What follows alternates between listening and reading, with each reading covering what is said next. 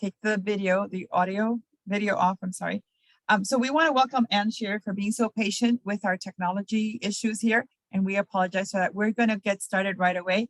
Thank you, Ann. Let's go. Sorry. All right, thank you. Thank you for having me here today. Again, my name is Ann Shearer, and I'm here to present on helping undocumented and DACA students navigate financial aid in the state of Oregon. A little bit about me. I work at the Office of Student Access and Completion with the Higher Education Coordinating Commission, and I'm a state grants administrator at OSAC. I am currently the point person for the ORSA and the Oregon Promise Grant with the state of Oregon. And when Kyra King comes back, she will resume being the point person. She's currently on extended leave. But I will continue to be a contact at OSAC even after she comes back.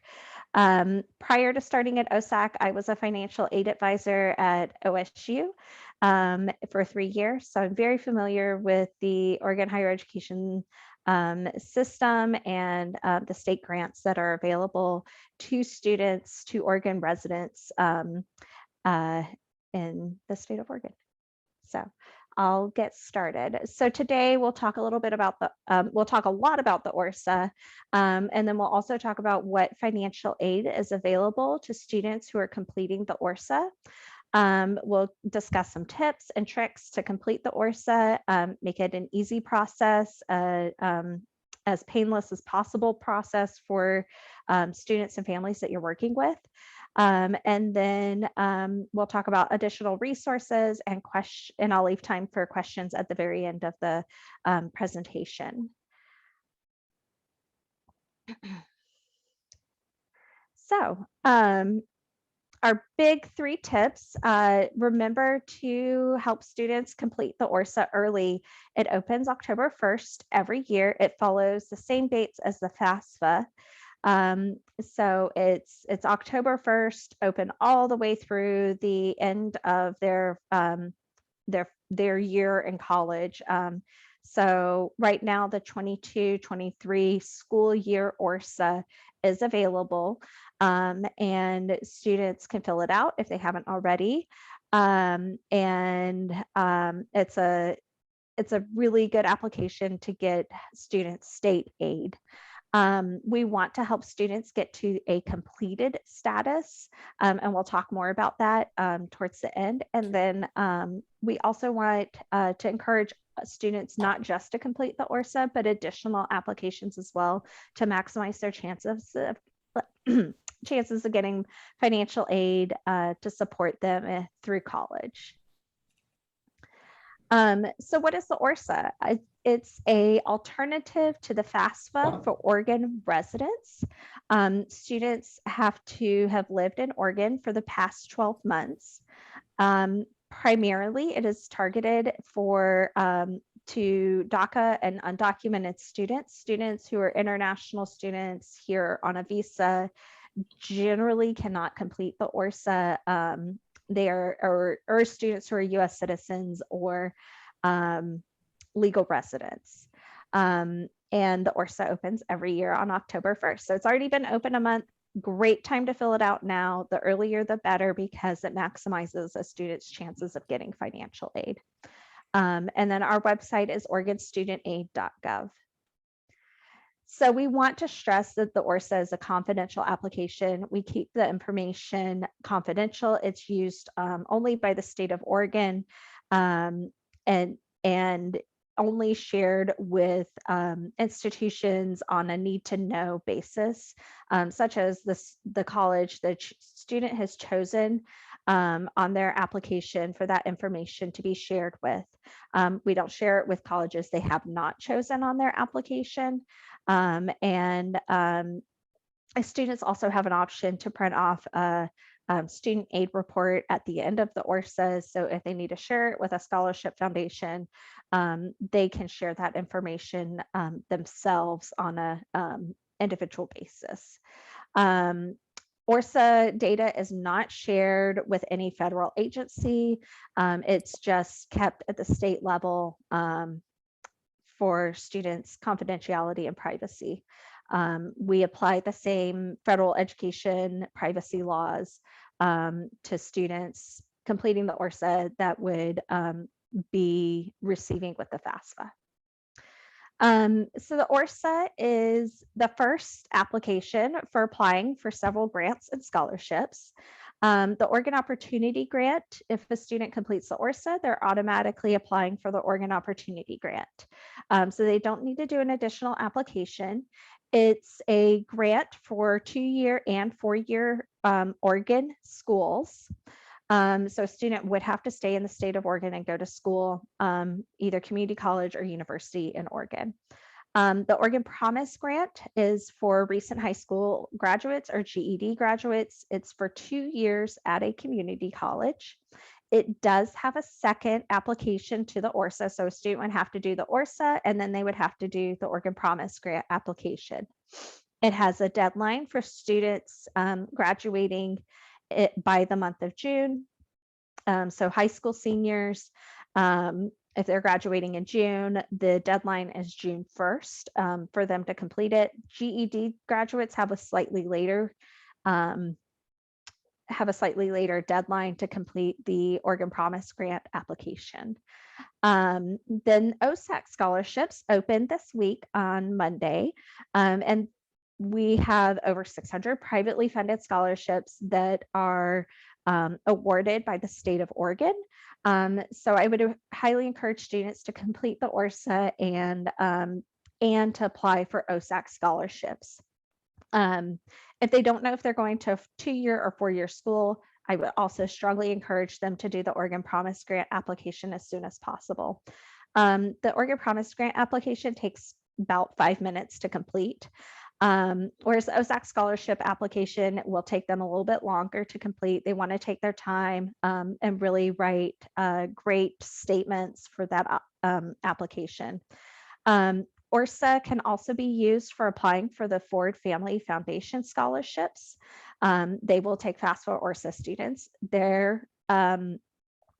They serve Oregon residents. That is their constituents to serve. So if you already know the ORSA, know the FAFSA, you're an expert on the ORSA because the ORSA asks the same questions as the FAFSA and uses the same methodology.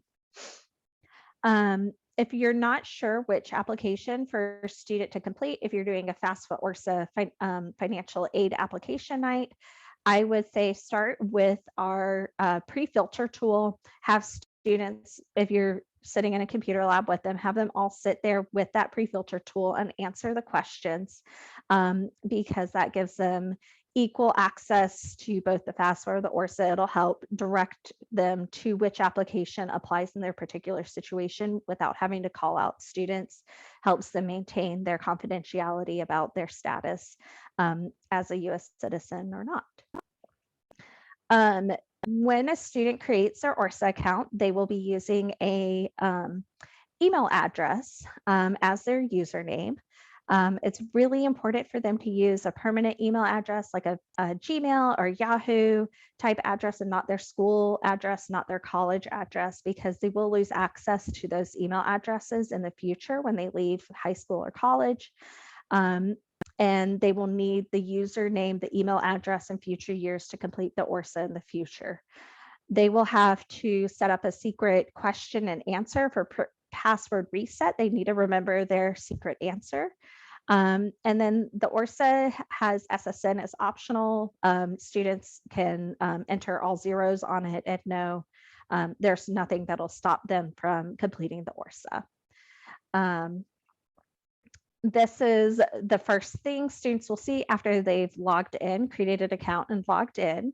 So it'll walk them through. You're going to start the ORSA, select some schools, and sign the ORSA. The ORSA is all electronic signatures for both students and parents. It's all completed online. Unfortunately, at this time, we don't have a paper application for the ORSA. It's all electronic. So they'll see these icons when they log into the ORSA. The first icon is really important to know when you're clicking on it. It will always start a brand new application. So if a student needs to edit an application they've already submitted, we recommend they go down to the download application icon, download a copy, keep a copy for themselves, and then start a new application, do the start, edit, complete an application button. When they click that button, it will create a brand new application for them to do. So they have to re-enter all the information. And that's why we ask them to download an application before they complete a new application. So they aren't having to pull out tax returns, W-2s, 1099s, or all the little financial information that the ORSA is going to ask for. Students will invite the parent to sign their ORSA. It sends the parent an email to the parent email address. The parents and the students need to have separate email addresses. They can't use the same email address because that is their username. If the parent doesn't sign the email, or if the parent doesn't click on the link in the email after 24 hours, it expires, the student can resend that link to the parent at any time. So students need to use the name that match their other applications and forms, particularly the name that they're using on like their Oregon Promise Grant or their Oregon OSAC scholarship application, because we really only have name and date of birth to match these applications all up in our system. SSN is optional, since a lot of our students completing the ORSA don't have an SSN. It's not required for them to complete that. We strongly recommend using a driver's license or ID card number if a student has a driver's license or ID card. That helps just the state of Oregon to have one more identifier that is unique to the student to link up their application with other applications they may have in our system. As the students are answering questions, they will come across this question that asks about the student household question. The ORSA has a slightly different skip logic than the FAFSA, so it asks all students what their household is.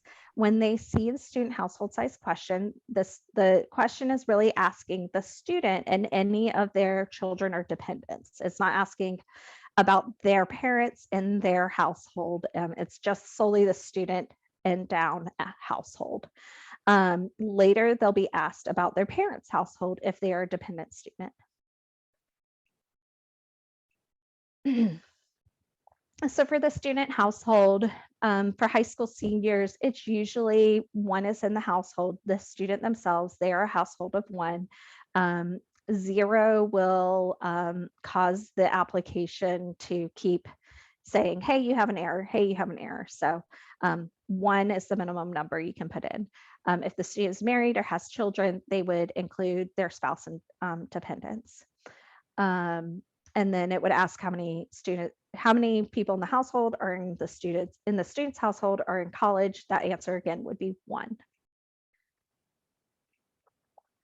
The ORSA also has 4 questions that don't appear on the FAFSA. These are the tuition equity questions. This is how ORSA students can get in-state tuition in Oregon. All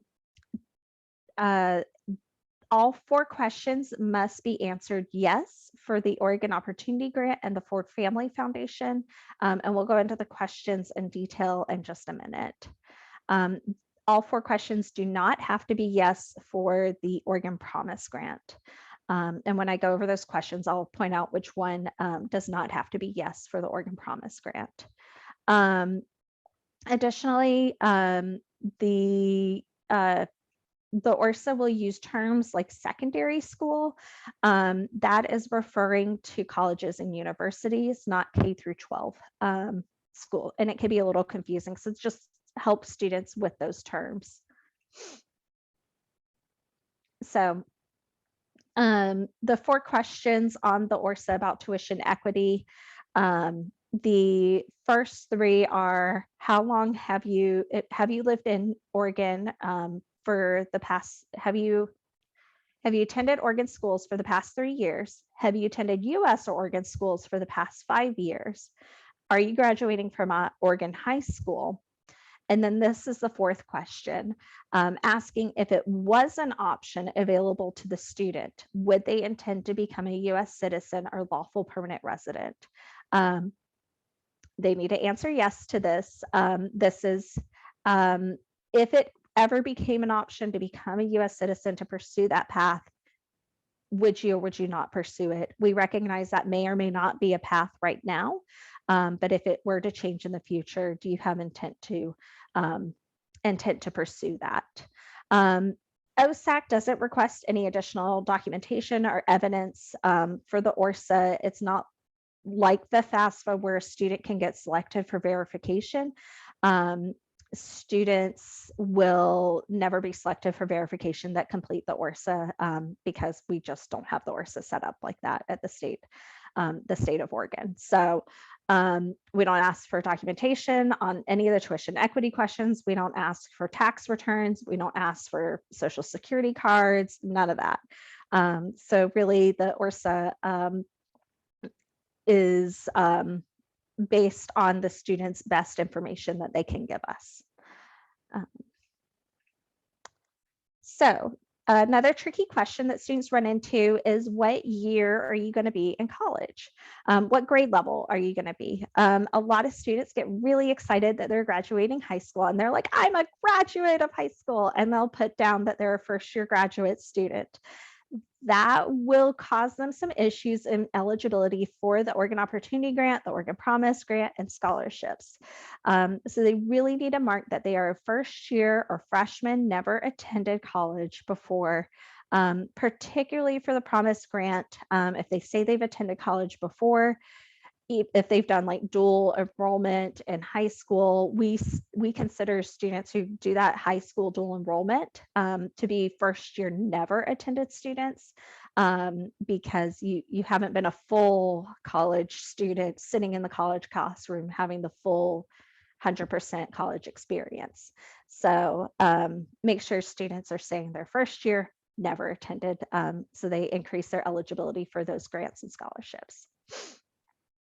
The ORSA will ask the same income questions as the FAFSA. They should be answered in the same way. For a lot of students and parents, taxes are kind of tricky when they're DACA or undocumented. So it may ask for the parent's SSN, the student's SSN. They can put in all zeros for either parent or student when they have to complete those fields. Try to answer the questions to the best of their knowledge. There's a lot of options on what your tax filing status was. Am I going to file? Am I not going to file? Did I already complete filing? So if a student and their parents did not file taxes, they could say, we will not file taxes, or we will file, but we haven't yet. So there's a lot of flexibility there. The ORSA, again, runs calculations the same way as the FAFSA. If it is a dependent student and they're required to provide their parent information, it will also ask about the parent household size. So the student needs to count themselves, even if they don't live with their parents, if they have a shifting living situation, maybe they're living with their parents this week and auntie and uncle next week, or grandparents or friend of the family or something like that. They'll count themselves and they'll count their parents. They'll count their parents' children or other dependents. Just like on the FAFSA, if the parents are supporting additional dependents, maybe the grandparents live with the parents and the parents are providing all the support for the grandparents, those are dependents of the parents. So they would count mom, dad, student, grandparents, etc. The questions are worded the same way as on the FAFSA. The ORSA asks about the parent's residency. The immigration status is not relevant on the ORSA. We actually don't ask about US citizenship status. We only ask about Oregon resident status. So it's the residency in the state of Oregon. Let's see. So if a student is dependent, this is the getting them to completed stage. We want to make sure they sign it. Signing it is the last thing they have to do to get it to completed. There's a lot of ORSAs that the student completes all of it and then the parent doesn't complete the one part that they have to do is the signature, and it's an e-signature. So when the student is filling out the ORSA, it'll prompt them for the parent's email address. They need to make sure that's an email address that's separate from the student's email address, and the parent has access to. If the parent doesn't have an email address, if they have a Gmail, if the student has a Gmail account, they can use plus. So for example, like I have a Gmail account, annshearer@gmail.com. I could put Ann Shearer plus parent, the word parent @gmail.com, or +1 or plus my favorite number. That is identified as a separate email address and a unique username. So the student could technically use the same email address, but it's two different email addresses in the ORSA computer system. So after the student signs, then the parent is sent an invite via email, and then the parent would need to log into the email, create their parent account, and review and sign the ORSA. If they have any issues with the signature process, it does get tricky for people. They need to email us at orsahelp@hec.oregon.gov. Make sure their spam folder isn't putting our emails in their spam folder. It also helps to be able to be ready to complete the signatures, complete everything in one sitting to get to the completed status. So most important, we want to get to completed. This is what the student will see in their portal, completed on date. So this is very important for Oregon Opportunity Grant. They go by date you submitted the ORSA and the EFC. And other applications, we also look at the date the ORSA was submitted. And if they need to submit a revision, download first and then start an application. And then again, be ready to e-sign both the student and the parent at the same time. So we will email students within 1 to 2 weeks to confirm that we have received their ORSA, that it's completed.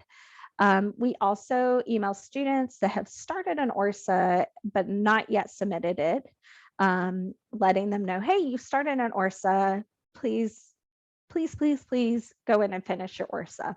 And then we also email students about once a month about potential errors on their applications. If they have the same name for them and their parent, or the financial data looks like they made a mistake there, like if they use the same AGI for their parent and themselves, that's probably an error that they made. Just that sort of like, okay, we're just really checking to make sure you've done it correctly and you're not getting the wrong EFC on your application, because more than likely mistakes increase the EFC rather than lower the EFC. And then the students should always save a copy of their ORSA. It's a PDF, but they can always request a letter from OSAC that shows their EFC. So I know sometimes organizations like benefits and stuff like that will ask for if a student's eligible, like a college student's eligible for these things, what is their EFC? We can generate a letter for them that says, hey, the student's EFC is this. We keep it super simple, super low information on that letter, but they also have an option to print the ORSA. The last page has the EFC on that. Most commonly, students are using it to apply for scholarships. And then we will email students a reminder if they filed last year's ORSA that it's open again and time to file. Oops, I clicked too fast. And email student. Yeah, I already said that one. Oops, I got ahead of myself on the slides. We will email Oregon Opportunity Grant students in March and April that they've been awarded the OOG. If they are not awarded the Oregon Opportunity Grant, they will not get an email from us. So if they haven't heard from us in March, they should follow up with us to see if we got their ORSA. If their ORSA is completed, we can let them know what issues are going on. If they're like, I completed the ORSA, why don't you have it? We can look and see what's going on there. And then other applications like scholarships and the Oregon Promise, they will hear about scholarships in March. Let's see, it closes in March. So April, May, June, they'll start hearing about OSAC scholarships. And then the Promise Grant, starting around May, June, they'll start hearing the deadline is June 1st for fall term. So we have lots of resources on our website. You can email us if you want us to send you some flyers, handouts, directions, posters. We've got all kinds of fun resources. We have a YouTube series on our on YouTube, a whole playlist for completing the ORSA in English and Spanish. And then we have our website, OregonStudentAid.gov. So please, 3 things to remember: submit the ORSA early, help students get to completed, and then encourage them to complete additional applications. So, and I think we have about 10 minutes, 20 minutes for questions. Okay. And that was very informative. Thank you. Very comprehensive. Welcome. So any questions from, and again, we apologize for starting a little bit late due to technical difficulties, but what questions might you have for Anne?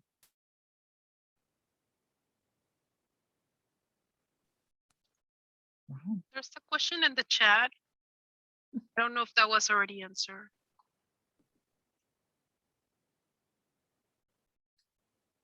To change the email address.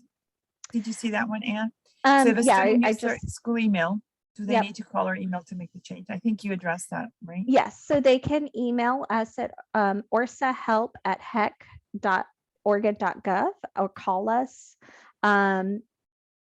They would need to let us know their name and the email address they did use. If there's an issue why they can't use it anymore, such as this is a school email address, I can't use it anymore. We'll see that it says the school domain and the email address and be like, yeah, okay, you graduated last year.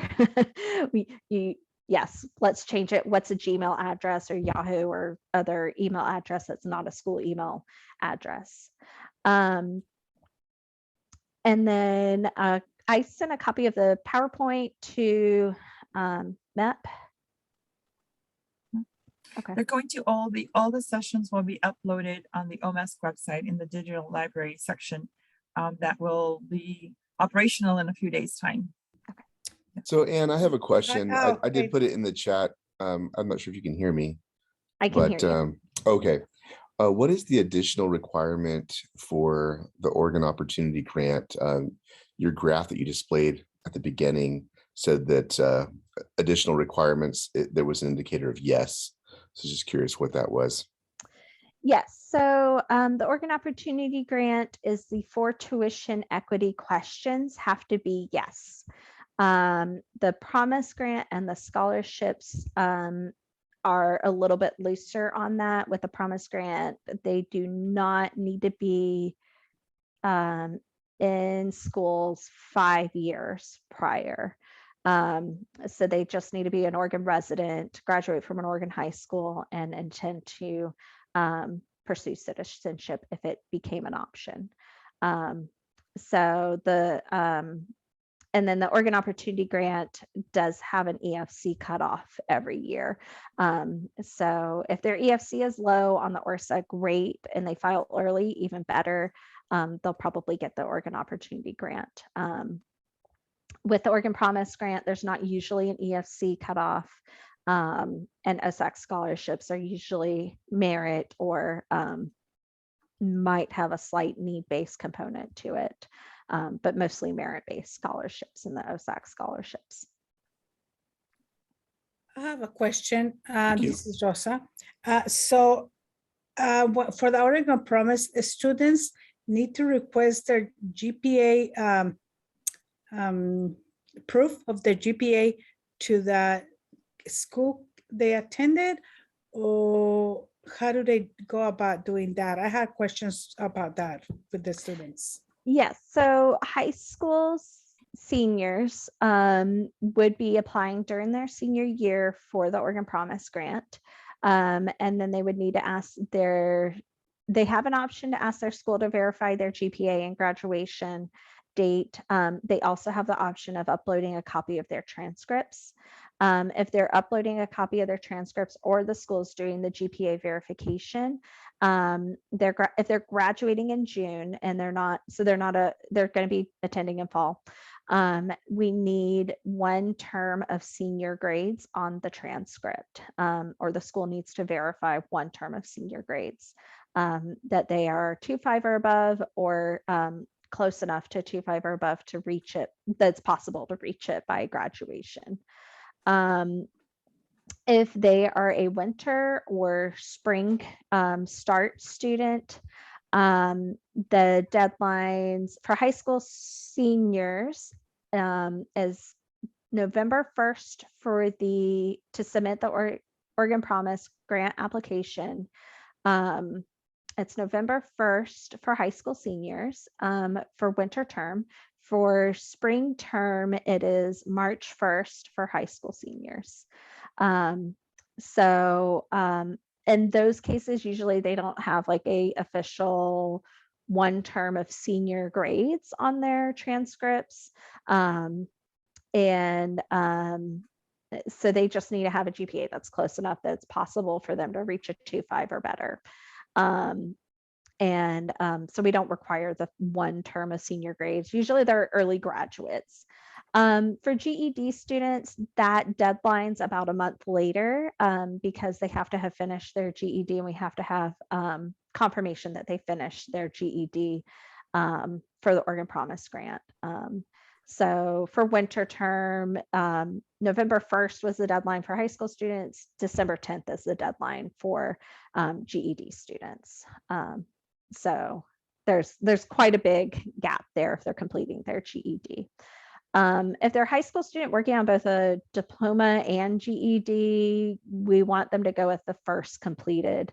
If they finish the diploma first, that's the deadline we're going to use. If they're finishing their GED first, that's the deadline we're going to use.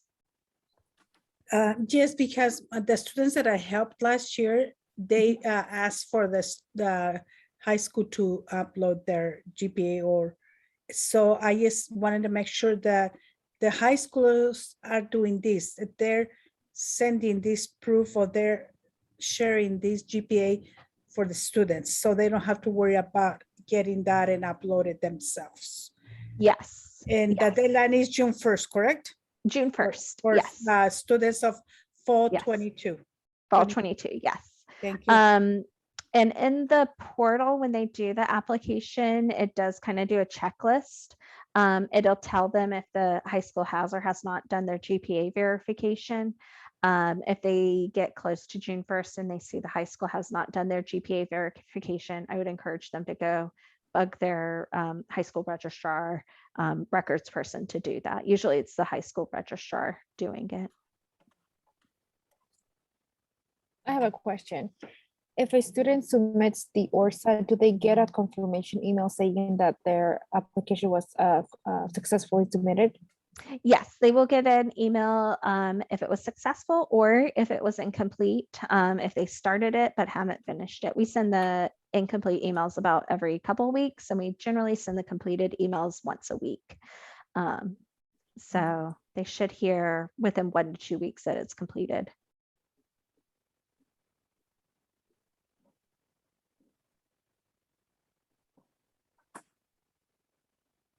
Any other questions? So Anne, are you available for presentations if anyone needed you to zoom in to a group meeting or something in the district? Yes, if you particularly want me, I'm available. Right now I'm the only person doing ORSA presentations and Oregon Promise Grant presentations. So you would go to our website, OregonStudentAid.gov, and on there is a link to request resources and outreach. And the different options is presentations, webinars, publications, FAFSA Plus. You can request a presentation through the request a presenter link, and put in the notes that you would like me. And I would happily come present to 1 student, 10 students, 100 students. Yeah, any student I can help. Thank you very much, Anne. If there are no other questions, we thank you for coming to this session. We will stay here for a few more minutes. You will have a break until 2:30. At 2:30, we go back to a general session, and the link is the same that we used this morning when we started the conference. There will also be an evaluation at the end of the conference as well. So if you would be kind enough to honor us with that information, much appreciated. Meanwhile, we will stay here for a little bit. If you have any questions for us, again, Anne, thank you. And thank you for being so patient with all that technology issues at the beginning. Much appreciated. Thank you.